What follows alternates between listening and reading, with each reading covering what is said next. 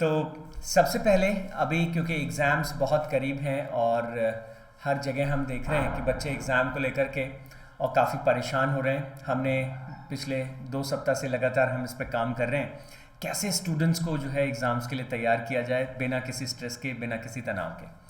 तो सबसे पहले आज रिवीजन की स्ट्रैटेजीज पे हम बात करने वाले हैं। देखिए, थोड़ा सा हमें एक बेसिक चीज़ को समझने की ज़रूरत है। जब हम रिवीजन की बात करते हैं तो ये वर्ड अपने आप में जो है बहुत कुछ कह देता है। रिविजन, री and vision.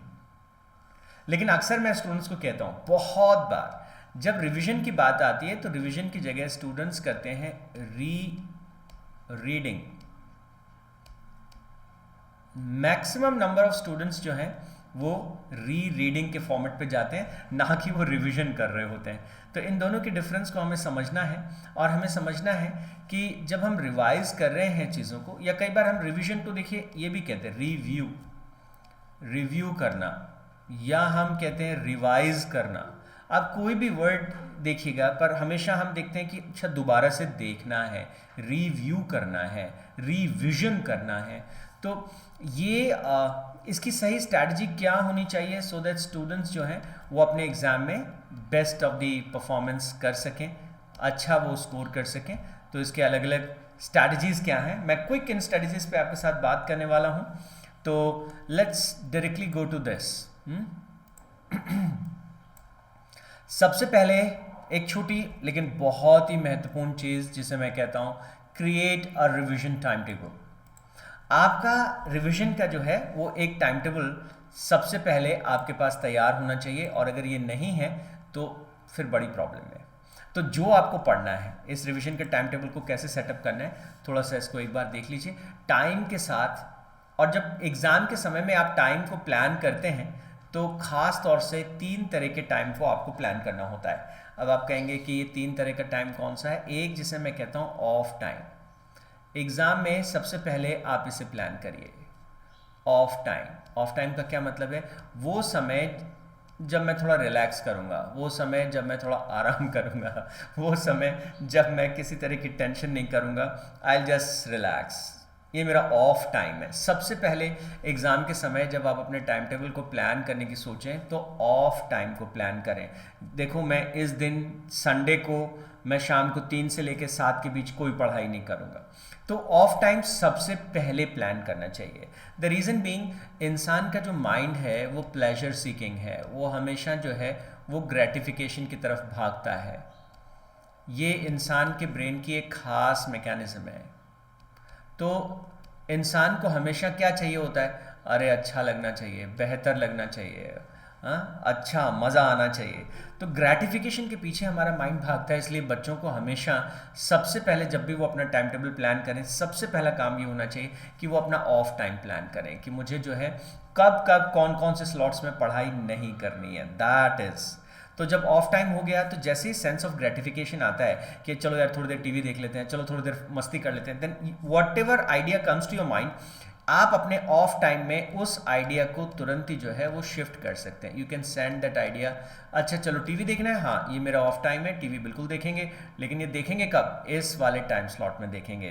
That time slot मैं ऑलरेडी जो है वो बुक कर चुका हूँ, तो इस टाइम स्लॉट में मैं ये देख लूँगा। बहुत बार हम, क्योंकि जब हम अपने टाइम टेबल को प्लान करते हैं तो जनरली उस समय हमारी विल पावर भी हाई होती है।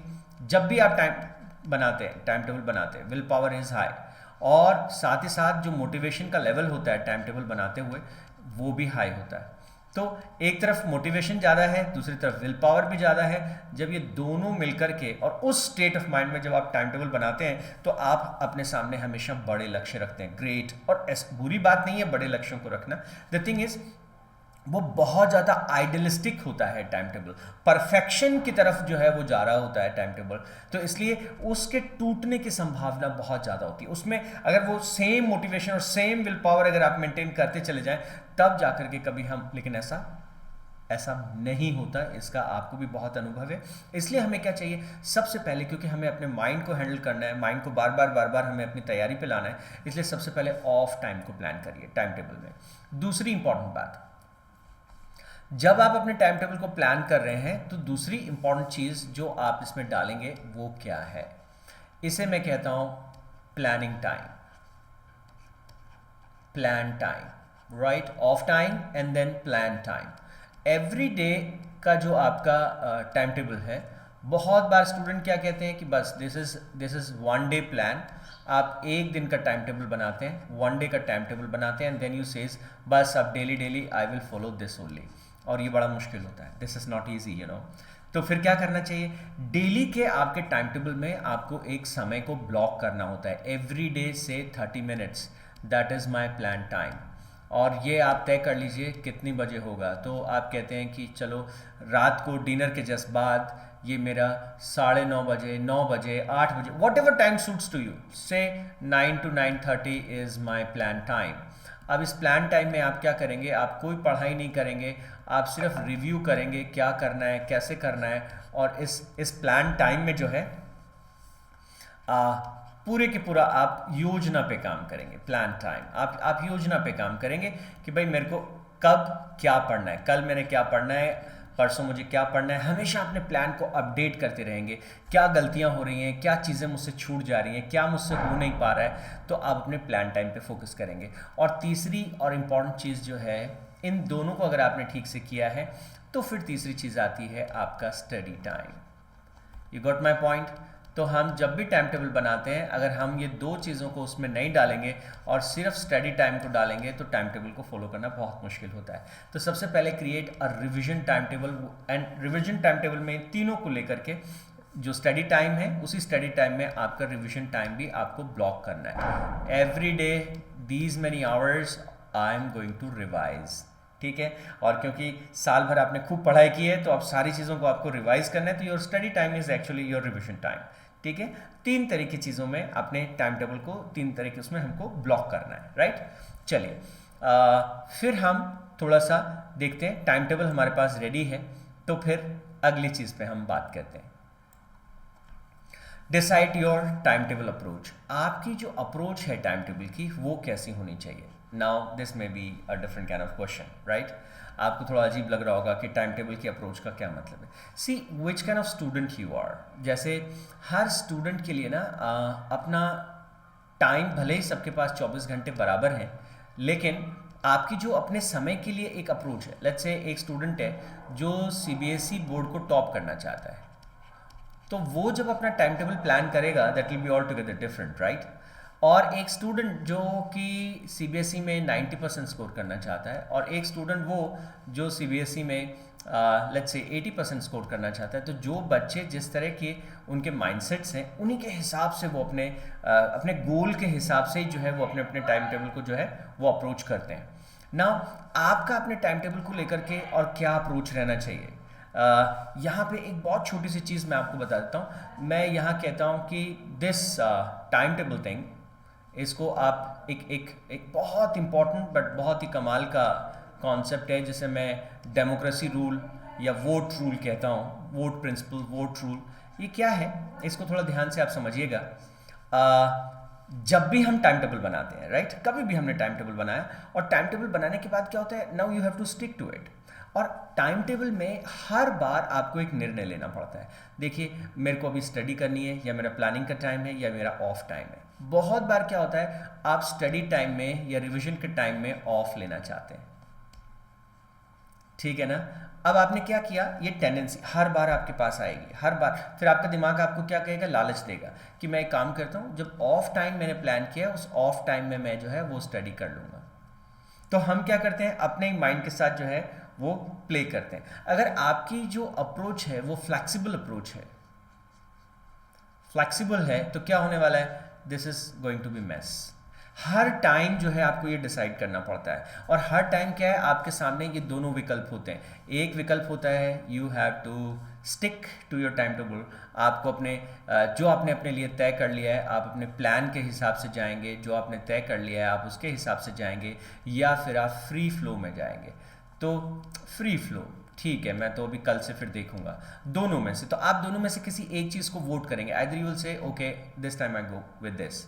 हाँ, कभी कभार ऐसा हो जाता है, not a problem, no, not a problem, not a big problem. लेकिन अगर अक्सर हम ये फ्री फ्लो को वोट करते जाते हैं, एक बार आपने डिसाइड किया अरे जाने दे शाम को पढ़ूंगा ना, उस समय मेरा फ्री टाइम है, मेरा ऑफ टाइम है, मैं तब पढ़ाई करूंगा। सेकंड टाइम भी आपने ऐसा ही डिसीजन लिया, थर्ड टाइम भी आपने ऐसा ही डिसीजन लिया, फोर्थ टाइम भी ऐसा ही डिसीजन लिया। तो now what gonna happen is now your approach is flexible. Now whatever you have done, whatever all planning, all everything जो ना वो मुश्किल में पड़ जाएगा, then things gonna go out of control after some time.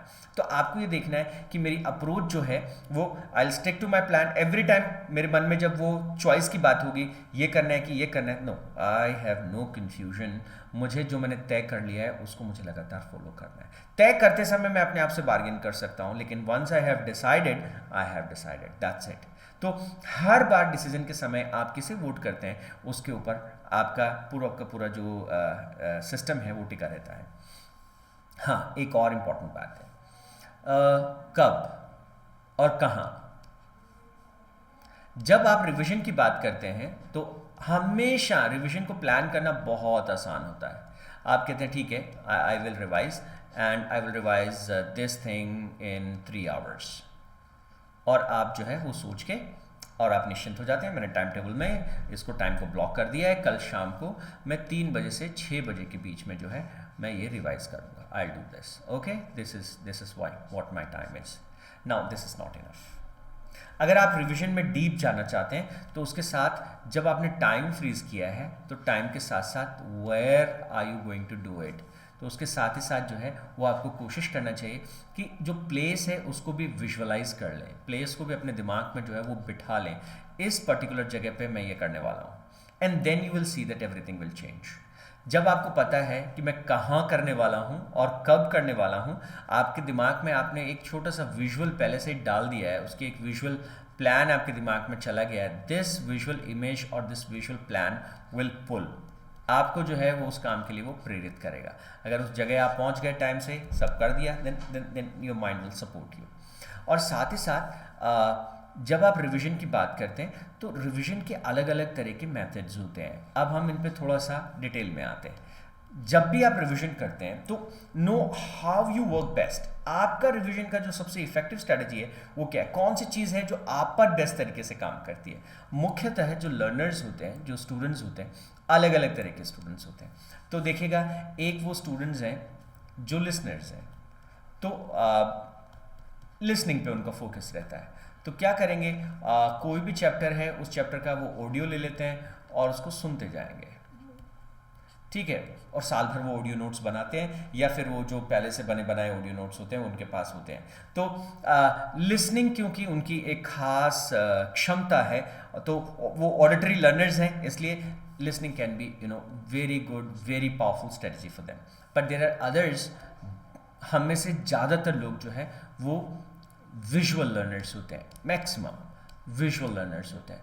तो विजुअल लर्नर्स के साथ क्या होता है कि आप, इसीलिए हम रिविजन कहते हैं कि जो हमने किया है, विजुअल लर्नर्स के पास अपने नोट्स होते हैं, और नोट्स में भी स्पेशली किस तरह के नोट्स होने चाहिए, आपके लर्निंग मैप्स या जिनको हम माइंड मैप्स कहते हैं, अगर वो लर्निंग मैप्स और माइंड मैप्स आपके पास रेडी हैं, ओह वाह, देन यू गोना रॉक। बहुत आसानी से, बहुत क्विक, बहुत अच्छी स्पीड के साथ जो है वो आप अपने पूरे उसको रिवाइज कर सकते हैं बिना ज़्यादा टाइम गवाए बिना। लेकिन हमेशा जब आप रिवीजन को प्लान करते हैं, इस बात को ध्यान में रखते हुए प्लान करें कि आप किस तरह के लर्नर हैं, किस तरीके से आपको बात ज़्यादा समझ में आती है। अगर आपको किसी चीज़ को देख के वो क्विकली समझ में आ जाता है तो फिर आपको विजुअल नोट्स बनाने चाहिए, या आपको ना सुन के चीज़ें ज़्यादा पकड़ में आती हैं तो फिर आपको जो है वो ऑडियो नोट्स बनाने चाहिए। या फिर कई बार क्या होता है, स्टूडेंट्स होते हैं वो कहते हैं जब तक मैं किसी चीज़ को सॉल्व नहीं करूँ, जब तक मैं बार बार उसको रिपीटेशन नहीं करूँ, जब तक मैं उसके ऊपर एक्शन नहीं लेता, जिनको हम कैनेस्थेटिक लर्नर्स कहते हैं, जब तक मैं किसी क्वेश्चन को 5 बार लिख के नहीं देख लूँ, 10 बार उसे सॉल्व करके नहीं देख लूँ, तब तक वो मेरा पक्का नहीं होता। ये कैनेस्थेटिक लर्नर्स होते हैं, they put labour into things and then only they feel that I have done it well. So आप जो है वो किस तरह के हैं, अपने व्यक्तित्व के हिसाब से, अपनी पर्सनैलिटी के हिसाब से अपनी रिविजन की स्ट्रैटेजी को जब आप चुनते हैं तो योर परफॉर्मेंस गेट्स मल्टीप्लाइड। इसके बाद हम अगली चीज़ की बात करें, ये सबसे महत्वपूर्ण चीज़ है जिसे हमें समझना चाहिए कि आपकी रिवीजन की जो स्ट्रैटेजी है वो एक्टिव स्ट्रैटेजी है या पैसिव स्ट्रैटेजी है। किस तरह से एक्टिव तरीके से आप जो है वो इसके मोड में जाते हैं, या फिर जो है वो पैसिव, मतलब एक्टिव है पैसिव है, इन दोनों में से आपको देखना पड़ेगा। मैं जब कहता हूँ कि पैसिव रिवीजन स्ट्रैटेजी है तो उसका क्या मतलब है कि आप क्या करेंगे, आपके पास नोट्स बने हुए हैं, से ये लीनियर नोट्स जिनके बारे में पिछले सत्र में भी मैंने आपसे बात की थी, इस तरह के आपके लीनियर नोट्स बने हुए हैं, और आप इन लीनियर नोट्स को क्या करते हैं, आप इनको रीड करते हैं, ना कि रिविजन। रीडिंग ये पैसिव है, बहुत ज़्यादा इन्वॉल्वमेंट नहीं है, ठीक है। आप क्या करेंगे, टेक्स्ट बुक लेंगे और टेक्स्ट बुक में से कुछ चीज़ें अंडरलाइन कर देंगे, या फिर आप टेक्स्ट बुक की उन चीज़ों को जो है वो हाईलाइट कर देंगे, आप मार्कर लेंगे और उसको हाईलाइट कर देंगे और ये इम्पॉर्टेंट है, या पेंसिल से उसको मार्क कर देंगे, टिक लगा देंगे, इम्पॉर्टेंट लिख देंगे। ये सारी की सारी जो स्ट्रैटेजीज़ हैं वो करेंगे। या ये सारी की सारी जो ना पैसिव स्ट्रेटजीज़ हैं, चाहे वो आप हाईलाइट कर रहे हैं, रीटाइप कर रहे हैं, वॉइस टाइप कर रहे हैं, इंपॉर्टेंट चीज़ों को फॉर्म कर रहे हैं, ये सारे के सारे पैसिव स्ट्रेटजीज़। फिर एक्टिव स्ट्रेटजी में क्या आता है, एक्टिव स्ट्रेटजी सबसे इंपॉर्टेंट कैसे है, देखिए यहाँ पर कोई भी टॉपिक आपने लिया, लेट्स से कोई टॉपिक आपने लिया, ये एक टॉपिक मेरे को पढ़ना है, सबसे पहले उस टॉपिक का एक ओवरऑल मैप आपके दिमाग में क्या बनता है। लेट्स से आपने जो है वो प्लांट न्यूट्रिशन के बारे में बात की, तो इस प्लांट के न्यूट्रिशन में क्या क्या चीज़ें हैं जो आप करने वाले, क्या क्या चीज़ें आपने पढ़ी थी इसके बारे में, तो आपने फोटोसिंथेसिस के बारे में पढ़ा क्या, आपने क्लोरोफिल के बारे में पढ़ा क्या, उसमें और फोटोसिंथेसिस में भी और डिटेल में कौन कौन सी चीज़ें थी, उसमें सारी चीज़ों के बारे में आप एक अपना कॉन्सेप्ट मैप जिसे हम कहते हैं वो आपने अपने दिमाग में बनाया कि नहीं। सारे के सारे टॉपिक्स को आप एक दूसरे के साथ कनेक्ट करते हुए, उनको एक दूसरे के साथ रिलेट करते हुए, एक उनका स्ट्रक्चर मैप जैसा बनाते हुए जब आप आगे चलते हैं, then things become easy for you. बहुत आसान हो जाता है चीज़ों को रिवाइज करना, चीज़ों को कर पाना बहुत ही इजी हो जाता है। और ये सारों को हम क्या कर रहे हैं, किसी ग्राफ के माध्यम से, किसी चार्ट के माध्यम से, या इनको माइंड मैप्स के माध्यम से जो है वो हम बनाते हैं इन नोट्स को। और ये जो लर्निंग मैप्स या जो माइंड मैप्स हैं, ये क्या करते हैं, ओवरऑल आपको एक तस्वीर देते हैं, एक व्यू दे देते हैं। अच्छा, और फिर आपको क्विकली पता चल जाता है, हाँ ये मुझे अच्छे से आता है, ये वाला टॉपिक मुझे थोड़ा कम आता है, ये मुझे अच्छे से आता है, ये टॉपिक मुझे थोड़ा सा कम आता है। जब आपके सामने पूरी ब्रॉड पिक्चर होती है, बहुत क्विकली जो है आप डिसाइड कर सकते हैं इस वाले टॉपिक पे मुझे ज़्यादा समय लगाना है, ये मुझे पहले से बहुत क्लियर है, इस टॉपिक पे मुझे थोड़ा ज़्यादा देखने की ज़रूरत है। तो पूरा चैप्टर पे आप जो है वो इक्वली अपना टाइम नहीं लगाते, जहाँ आपके वीक पॉइंट्स हैं वहाँ आप अपना maximum time, maximum energy, maximum focus आप वहाँ पर डालते हैं। तो राइट काइंड ऑफ स्ट्रेटजी आप देखिएगा कि इसको ठीक ऐसे ही समझना चाहिए कि एक दो स्टूडेंट्स हैं और दोनों ब्राइट स्टूडेंट्स हैं, राइट, दोनों के दोनों ब्राइट स्टूडेंट्स हैं, और लेट्स से दोनों एक ही क्लास में पढ़ते हैं या दोनों में है। अब इस बच्चे के पास भी रिवीजन के लिए 10 डेज हैं, राइट, एग्जाम से पहले, let's go that way, and this child again has 10 days, और ये चाहे कोई कंपटीशन एग्ज़ाम है या कोई भी है। अब ये बच्चा क्या कर रहा है, इसके पढ़ाई में 100 टॉपिक्स हैं जो इनको पढ़ने हैं। बहुत बार तो स्टूडेंट्स को पता ही नहीं रहता कि मेरे सिलेबस में कुल कितने टॉपिक्स हैं, because they never give weightage to that thing. तो क्या हो रहा है कि स्टूडेंट जो है उनको, दोनों के दोनों जो स्टूडेंट्स हैं उनको पता नहीं, अभी 100 टॉपिक्स हैं। अब इनके रिवीजन की स्ट्रैटेजी आई, अब कह रहे हैं कि एग्जाम में तुमने भी 100 टॉपिक्स पढ़ लिए, मैंने भी 100 टॉपिक्स पढ़ लिए, अब क्या करें। Now what he is doing, अपन एक थोड़ा सा वेग लेके चलते हैं। इसको क्या हो रहा है कि 70% जो टॉपिक्स हैं वो क्लियर है, और 30% टॉपिक जो है वो थोड़ा कम है।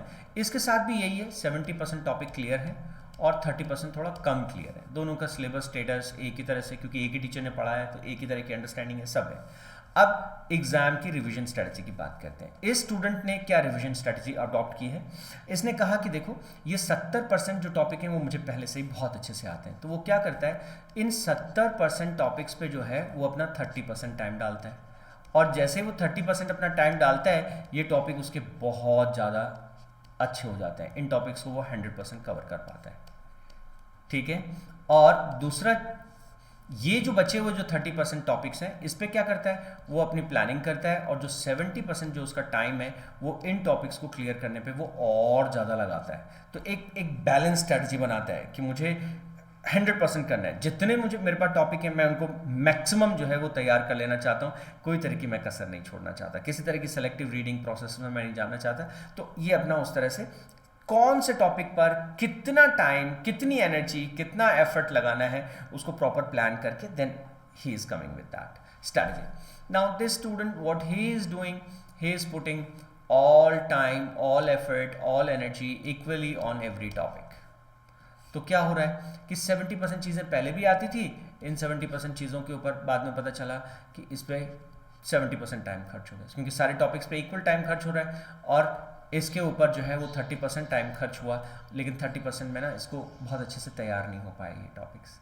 अब क्या होगा, यहाँ कमज़ोरी बनी रह गई। और बहुत बार क्या होता है, जो चीज़ आपको आती है आपका दिमाग बार बार वही ज़्यादा करना चाहता है। तो अब इस स्टूडेंट की जो प्रिपरेशन हुई है, ये जो 70% टॉपिक जो उसको पहले से आते थे, चलिए ये थोड़े और ठीक हो गए, पर थोड़े ठीक हो गए, राइट, हाँ और ठीक हो गए, लेकिन ये 30% जो है उस पर क्योंकि ज़्यादा एनर्जी, ज़्यादा एफर्ट लगा नहीं, तो ओवरऑल इसमें जो है उसको परफॉर्मेंस ख़राब हो गई, ओवरऑल परफॉर्मेंस जो है वो डिप कर गए। इसलिए कहते हैं कि एग्ज़ाम के ठीक पहले आपको किस टॉपिक में कितना एफर्ट और कितना टाइम आपको लगाना है, that planning is very important. उस प्लानिंग के बिना अगर हम पढ़ाई में जाएंगे तो फिर हमको तकलीफ होने वाली है। तो ये हुई एक स्ट्रैटेजी जिसको हम कहते हैं कि लर्निंग मैप्स बनाना, टाइम्स बनाना। ये मैंने कहा कि ग्राफ्स या डायग्राम्स बनाना, नोट्स जो है उनकी एक समरी बनाना, शॉर्ट से शॉर्ट करते चले जाइए अपने नोट्स को, और फिर जो है पीयर टू पीयर टेस्टिंग, अगर ये पॉसिबल हो अपने फ्रेंड्स के साथ बैठ करके एक दूसरे से उसको पूछें। हम यहाँ शाना इंटरनेशनल स्कूल में छोटे छोटे ग्रुप्स बनाते हैं बच्चों के, 4 बच्चों का एक ग्रुप, 6 बच्चों का एक ग्रुप। अभी भी एग्ज़ाम टाइम चल रहा है, तो हम क्या करते हैं, एक स्टूडेंट होता है, 4 लोगों का एक ग्रुप है, उसमें एक ग्रुप लीडर होता है, एक ग्रुप कैप्टन होता है, 2 बच्चे उसके ग्रुप के मेंबर्स होते हैं, और बच्चे एक दूसरे से सवाल पूछ रहे होते हैं लगातार लगातार लगातार एक दूसरे से। तो वो जो एक आधा घंटा 40 मिनट का टाइम है, उसमें बच्चों को समझ में आ रहा था, अच्छा इसको ये आता है, इसको ये नहीं आता है, और वो एक दूसरे के डाउट्स को सॉल्व कर रहे होते हैं, और सारी प्रोसेस 1 to 1 हो रही होती है। तो कितना एक डीप रिविजन हो जाता है, आप देखिए बच्चों का। नहीं तो क्या होगा, एक टीचर पढ़ा रहे होंगे क्लास में, और एक टीचर जो है अगर रिवीजन भी करा रहे हैं तो ठीक है, वो बच्चा जिसे पहले से आता है वो बोर हो रहा है, वो बच्चा जिसको नहीं आता है क्योंकि अब रिवीजन चल रहा है तो उसको उतना समझाया नहीं जा सकता है, देन थिंग्स गेट कॉम्प्लिकेटेड। तो सही तरीका क्या है कि 1 to 1 कौन सी चीज़ नहीं आती, कितनी नहीं आती, हर बच्चा जो है अगर पीयर ग्रुप लर्निंग में जाता है तो उसका बहुत बेनिफिट होता है, राइट। पर ये साल के शुरू से होता है तो और इसका गहरा इम्पैक्ट होगा। तो यहाँ पर पुराने सालों के क्वेश्चन पेपर्स वगैरह को हल करना। तो एक और इंटरेस्टिंग बात मैं आपको बताऊँ, बहुत बार स्टूडेंट्स ये इस पर ध्यान देना, और पेरेंट्स भी अगर इसको वीडियो को देख रहे हैं तो बहुत ध्यान से आप इस टॉपिक को थोड़ा समझने की कोशिश करना। देखिएगा कि एक मैं अक्सर ये उदाहरण देता हूँ, इसलिए मैं आपको बता रहा हूँ कि एक बच्चे को हमने क्या कहा कि बेटा एक काम करते हैं, तुमको ना साल भर 1 ईयर के लिए हम लोग जो है वो स्पोर्ट्स में कराते हैं, स्पोर्ट्स एकेडमी आपको ज्वाइन कराते हैं। तो बच्चे को स्पोर्ट्स एकेडमी में भेजा, और साल भर बच्चे ने वहाँ पे लेट्स से फुटबॉल खेला। तो साल भर उसने फुटबॉल खेला, और साल भर फुटबॉल खेलने के बाद बड़ा अच्छा उसको प्रैक्टिस हो गया। ही यूज्ड टू स्पेंड से 8 hours every day in the practice, right. और इसके बाद अब एक दिन साल के एंड में कहा कि अब तुमको स्टेडियम में जाना है, और अब तुम्हारा जो है वो फाइनल परफॉर्मेंस हमें देखना है भैया, बताओ। और जिस दिन इनका फाइनल परफॉर्मेंस था, ये स्टेडियम में पहुँचे, और इनको जो है सबसे पहले जाते ही वहाँ पे सब लोगों ने एक बड़ा अच्छा सा बैट जो है वो इनको पकड़ाया, और सारा इन्होंने इनके जो भी गार्ड्स लगने थे, हेलमेट, पैड्स, ये वो सब चीज़ों को अच्छे से लिया, और फिर क्या कहा कि चलो नाउ आप दिखाओ आज कमाल फील्ड के ऊपर, आज आपको दिखा देना है। तो क्या करना है कि कम से कम आपको 1 सेंचुरी 100 मार्क्स 100 स्कोर तो बनाना ही बनाना है, इससे नीचे क्या स्कोर करेंगे, ठीक है। तो आपको कमाल कर देना है। तो अगर हम अब उतरे मैदान में, और वहाँ क्रिकेट के मैदान में अब हम एक तेज बॉलर का सामना करने के लिए तैयार, साल भर की प्रैक्टिस के बाद, now what is going to be the result, right. क्या रिजल्ट होने वाला है। तो आप में से कुछ लोगों को लग रहा है कि कमलेश सर ने शुरू में यहाँ बोला कि बच्चा साल भर फुटबॉल की प्रैक्टिस कर रहा है, और जिस दिन फाइनल मैच वो खेलने के लिए पहुंचा है वहाँ पे तो ये क्रिकेट की बात चल रही है ना। अरे ऐसे कैसे होगा? अगर बच्चे ने फुटबॉल की प्रैक्टिस की है तो फाइनल डे जो है वो क्रिकेट का मैच कैसे होने वाला है? That's not the right thing. सही कहा आपने, ऐसा होना तो नहीं चाहिए, लेकिन जितने भी एग्ज़ाम्स हैं उन एग्ज़ाम्स में ऐसा ही होता है। कैसे होता है मैं आपको थोड़ा सा बताता हूँ। जब हमारे बच्चे जो है वो स्कूल्स में पढ़ाई करते हैं तो साल भर बच्चे किस चीज़ की प्रैक्टिस करते हैं? स्कूल्स में बच्चे प्रैक्टिस करते हैं पूरा साल। देखिए ये बच्चे के पास ये बच्चे का एक छोटा सा ब्रेन, हाँ, और बच्चे क्या कर रहा है, ये उसके सेंसेस हैं। बच्चा सेंसेस के थ्रू डेटा को ब्रेन में ट्रांसफ़र करता है। तो जो भी उसके सेंसेस में आता है, जो वो सुनता है, जो देखता है, जो समझता है, हाँ, इट्स अ कॉग्निटिव प्रोसेस। तो सारा डेटा जो है वो ब्रेन में ट्रांसफ़र कर रहे होते हैं। तो इस प्रोसेस में क्या है, यहाँ एक न्यूरल पाथ क्रिएट होता है, न्यूरॉन्स का एक पाथ, न्यूरल पाथ, जिसको हम कहते हैं किस तरह का पाथ ऑफ रिटेंशन। क्योंकि हम क्या कर रहे हैं, इन्फॉर्मेशंस को रिटेन कर रहे हैं। इनको कहाँ डाल रहे हैं हम? इनपुट ले रहे हैं और दिमाग में हम स्टोर कर रहे हैं। तो हम किस चीज़ की प्रैक्टिस कर रहे हैं? इन्फॉर्मेशन को दिमाग में स्टोर करने की हम प्रैक्टिस कर रहे हैं, राइट। अब क्या हुआ कि थोड़े समय बाद, साल भर बाद या हाफ ईयरली एग्जाम्स में आधे साल के बाद हमको बच्चे का एग्ज़ाम लेना है। और एग्ज़ाम में हम क्या लेंगे भाई? हमने साल भर प्रैक्टिस की सेंसस के थ्रू इन्फॉर्मेशन को यहाँ भेजने की। क्या एग्ज़ाम में भी यही करते हैं? नहीं ना। एग्ज़ाम में हम क्या करते हैं, इसका रिवर्स प्रोसेस है। हम इन्फॉर्मेशंस को दिमाग से वापस रिकॉल करते हैं। और ये जो रिकॉलिंग की प्रोसेस है, इसमें एक अलग तरह का न्यूरल पाथवे क्रिएट होता है। ये जो अलग तरह का न्यूरल पाथवे है, इसके लिए एक अलग तरह के अभ्यास की आवश्यकता होती है। ये जो पाथवे है इसको हम क्या कहते हैं? Retrieval pathway. Retrieval pathway. और ये ब्रेन का जो रिट्रीवल पाथवे है, इसका एक छोटा सा उदाहरण, एक छोटा सा क्वेश्चन ही मैं पूछ लूँ। कितनी बार बच्चे साल में 3 घंटे 3 आवर्स बैठ के लगातार लिख रहे होते हैं? They are continuously writing something. तो आप कहेंगे कि this only happens in exam time. तो साल भर हम चीज़ों को याद करने का, यानी कि दिमाग में स्टोर करने का अभ्यास करते हैं, like we are playing football. और जब एग्ज़ाम होता है, रियल एग्ज़ाम होता है, तो हम स्टोर करने का प्रैक्टिस नहीं करते। हम दिमाग में जो स्टोर है उसको रिकॉल करने का प्रैक्टिस करते हैं। We are playing cricket. तो ये दोनों अलग अलग डायमेंशन हैं, ये दोनों अलग अलग तरह के अभ्यास हैं। दिमाग में किसी चीज़ को स्टोर करना एक अलग तरह की प्रक्रिया है, और जो दिमाग में पहले से स्टोर है उसको दिमाग में से क्विकली 3 घंटे के अंदर अंदर उसे रिकॉल कर पाना, इफेक्टिव रिकॉल कर पाना, और जो हमने उस समय किया है उसको तेज़ी से, उसी स्पीड से जो रिकॉल हो रहा है उसी स्पीड से लगातार एग्जाम की कॉपी में लिखते चले जाना। This is all together a different kind of approach. तो फिर क्या करना चाहिए? तो हमें कम से कम, मैं तो स्टूडेंट्स को अक्सर ये कहता हूँ कि जब भी आप अपने एग्ज़ाम्स की प्लानिंग करते हैं तो जो एक्टिव लर्नर्स होते हैं वो कैसे करते हैं, इसके बारे में एक्टिव लर्नर्स का तरीका क्या है, वो सीक्रेट्स, वो तरीके मैं आपको बताता हूँ। नंबर 1, अपना एक लॉग बुक बनाए। क्या बनाए? अपना एक लॉग बुक। आपने आज के दिन में, इसे हम डे बुक भी कहते हैं या लॉग बुक भी कहते हैं, whatever name you want to give it to. यहाँ शाना गुरुकुलम में हम बच्चों को बोलते हैं इसको मेंटेन करने के लिए।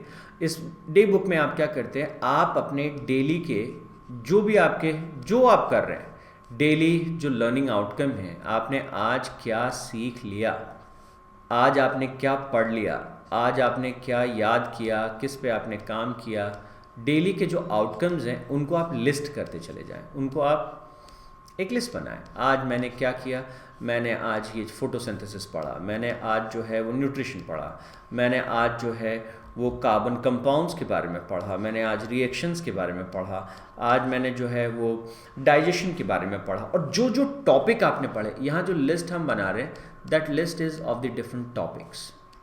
तो हमने एक टॉपिक लिखा, फिर ये दूसरा टॉपिक लिखा, तीसरा टॉपिक लिखा, चौथा टॉपिक, और पता चला कि पूरे दिन भर में हमने 5 टॉपिक पढ़े, या हमने 10 टॉपिक पढ़े, या जो भी 15 टॉपिक हमने पढ़े, डेली की हम इसको लिस्ट को बनाते जाते हैं। और इस लिस्ट को बनाने का मकसद क्या है? इसका मकसद ये है हमें अपने आप को ये बताना कि देखो आज दिन में मैंने इतना पढ़ाई की है, मैंने इतना आज दिन में सीखा है।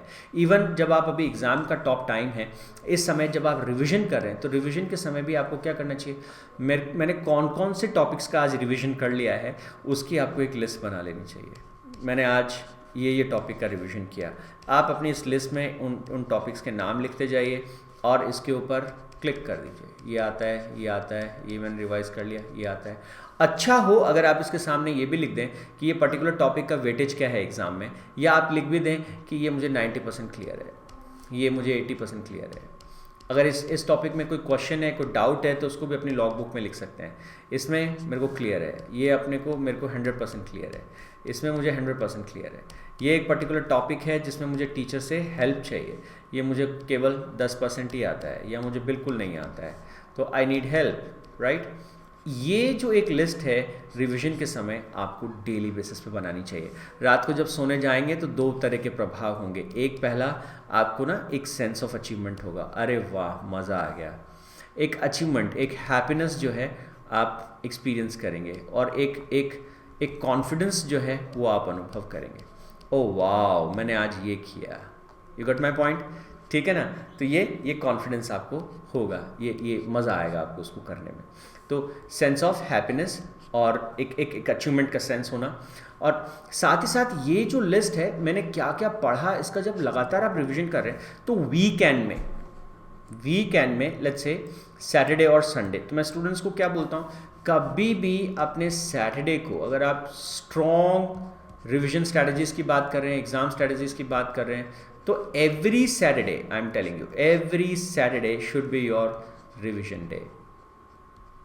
गाइज आप बोर्ड के एग्जाम की तैयारी कर रहे हैं, या आप 6th की पढ़ाई कर रहे हैं, या 7th की पढ़ाई कर रहे हैं, इवन मैं तो इस बात को पक्ष में हूँ कि ये हमेशा पूरा डेडिकेटेड होना चाहिए on revision every Saturday, and then Sunday should be your exam day. क्योंकि आपको ध्यान होगा कि बहुत सारे एग्ज़ाम संडे को ही होते हैं, तो आपका जो दिमाग है पहले से प्रिपेयर होता है कि संडे को मुझे एग्ज़ाम देना है। अच्छी बात तो ये हो कि जितनी बजे से आपका पेपर है, जैसे 9 से 12 के बीच में आपका पेपर है, तो 9 से 12 3 घंटे एक बार एक डमी पेपर ले लें और उसको करके देखें। Every Sunday practice this, every Sunday. तो क्या होगा, अभी भी आपके एग्ज़ाम में 2-3 संडेज बाकी हैं, 2-3 बार 3-3 घंटे का पेपर लिखने की आपको प्रैक्टिस हो जाएगी। खासतौर से बोर्ड के स्टूडेंट्स को यहाँ हम शाना इंटरनेशनल स्कूल में क्या करते हैं, हम उनको जनवरी 1st वीक से ही जो है वो लगातार उन बच्चों को 3-3 घंटे की रिवीजन की प्रैक्टिस देते हैं।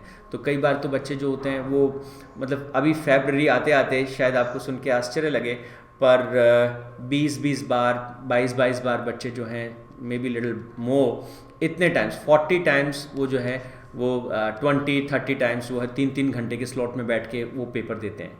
तो और एग्ज़ाम का पेपर देने से पहले इन बच्चों का ये जो नंबर होता है ये करीब करीब 40-50 बार हो जाता है। तो 40 से 50 बार आपने जो है वो साल भर में 3-3 घंटे बैठ के आपने पेपर लिखा है। Now you have a flow, right, you have practice enough कि जो इन्फॉर्मेशन दिमाग में डाली है उसको कैसे रिकॉल करना है। And you also had one more clarity, जब आप संडे को पेपर लिख रहे होते हैं, किस तरह की चीज़ें हैं जो मैं भूल जाता हूँ, जो मुझे जो है याद नहीं आती, विच आई फॉरगेट। उन चीज़ों को फिर आप क्या कर सकते हैं, स्पेशल नोट्स के थ्रू, पिक्टोरियल चीज़ों के थ्रू, उनको ऊपर स्पेशल फोकस के थ्रू जो है उन चीज़ों को फिर आप अलग से याद कर लेते हैं। तो this is a very very powerful strategy, जहां आपको पता होता है आपके पास एक लिस्ट है, अच्छा मैंने इतनी चीज़ें रिवाइज़ की, जो चीज़ें आपने कल रिवाइज़ की उनको एक बार आज फिर से देखें, फिर अगले दिन उनको फिर से देखें। तो डेली बेसिस पर जो आज आपने काम किया है, अगर आपके पास सुबह से लेकर शाम तक के टोटल रिवीजन के पॉइंट्स हैं कि आज मैंने 30 पॉइंट्स का रिवीजन किया है, कल भी इन 30 पॉइंट्स पे एक नज़र डालें कि देखें कि दिमाग में सब फ्रेश है या कुछ चीज़ें आप मिस करते चले जा रहे हैं। एवरी डे जब आप अपने दिमाग में जितना डेटा डाला है उसका क्विक एक रिव्यू आप देखते रहते हैं, उसको दिमाग में बहुत तेज़ी से भी आप करेंगे, इट हार्डली मैटर्स, अच्छा इसमें ये था, इसमें ये था, तो बहुत तेज़ी से ये चीज़ काम करती है। जितना आप स्ट्रक्चराइज करेंगे इन्फॉर्मेशन को, जितना आप ऑर्गेनाइज करेंगे इन्फॉर्मेशन को, जितना आप टाइम के साथ, स्पेस लर्निंग इसे कहते हैं, आज भी देखा है, फिर मैंने फिर देखा है, फिर मैंने देखा है, फिर मैंने देखा है, तो लगातार उसको रिव्यू करने से, अपनी उस लिस्ट को देखने से आपको पता चलता है कौन से एरियाज में मैं मिस कर रहा हूँ, क्या मैं भूल रहा हूँ, क्या मैं ठीक से नहीं कर पा रहा हूँ। You got my point? So these are very very powerful and time tested methods जो मैंने आपके साथ इस सत्र के माध्यम से मैंने आपके साथ शेयर किया, आखिरी का जो टाइम है इस सत्र का वो मैंने आपके क्वेश्चन आंसर्स के लिए बचाया है। पिछले 40 मिनट से हम आपस में बातें कर रहे हैं, तो अगर आपके पास कोई क्वेश्चन है तो definitely I am just coming to you for your questions, right? So please do ask if you have any question regarding the things we have discussed right now. Neha ma'am ने कहा कि मेरा स्क्रीन दिख नहीं रहा है। Is it guys? Is this problem with everybody? No Neha ma'am?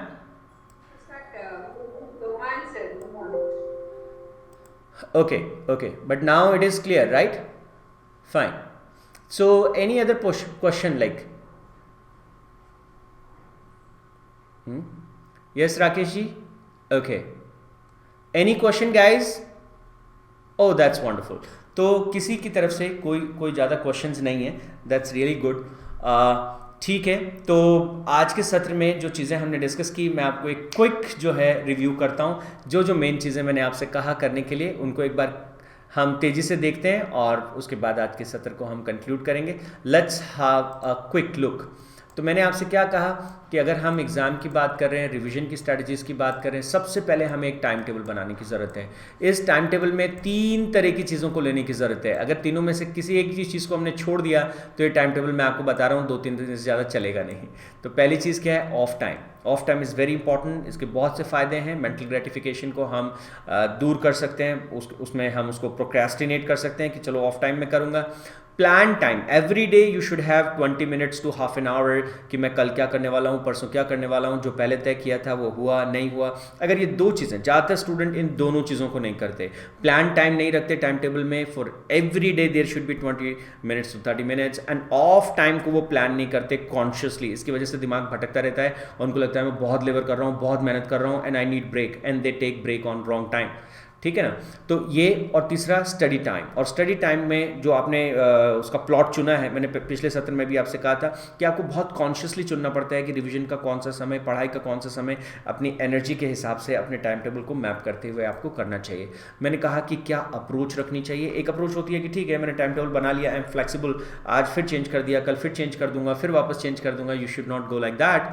तो हमें जो है, अगर हमने एक बार टाइम टेबल बनाया है तो उस टाइम टेबल के साथ जो है हर बार जब हम उसका निर्णय कर रहे हैं कि यार मैं इसको छोड़ूं कि करूं, हर बार you stick, you give vote to what you are committed for. तो ऐसा करने से क्या होगा कि हर बार आप बार बार आप सही को जब चुनते हैं अपने भीतर, तो धीरे धीरे चीज़ें जो हैं वो सही होती चली जाती हैं। और मैंने आपसे कहा कि रिवीजन के लिए हमेशा 2-3 चीज़ों को एक साथ प्लान करना चाहिए। क्या रिवाइज करना है, कब रिवाइज करना है, कौन सी जगह रिवाइज करना है, उसको पहले से दिमाग में विजुअलाइज कर लेना चाहिए, ताकि दिमाग जो है, दिमाग के साथ फिर वो चीज़ चिपक जाती है। आपकी जो प्रोबेबिलिटी है उसको करने की वो बहुत ज़्यादा बढ़ जाती है।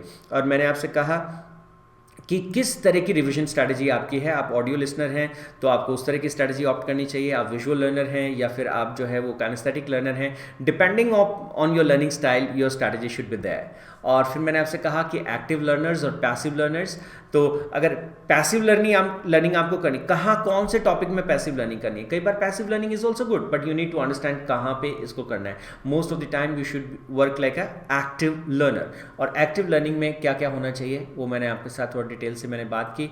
मैंने कहा सबसे ज़्यादा जो तकलीफ होती है स्टूडेंट्स के साथ, वो प्रैक्टिस करते हैं चीज़ों को दिमाग में स्टोर करने के लिए, और एग्जाम के समय क्या करना पड़ता है, रिकॉल करना पड़ता है। These both things are different.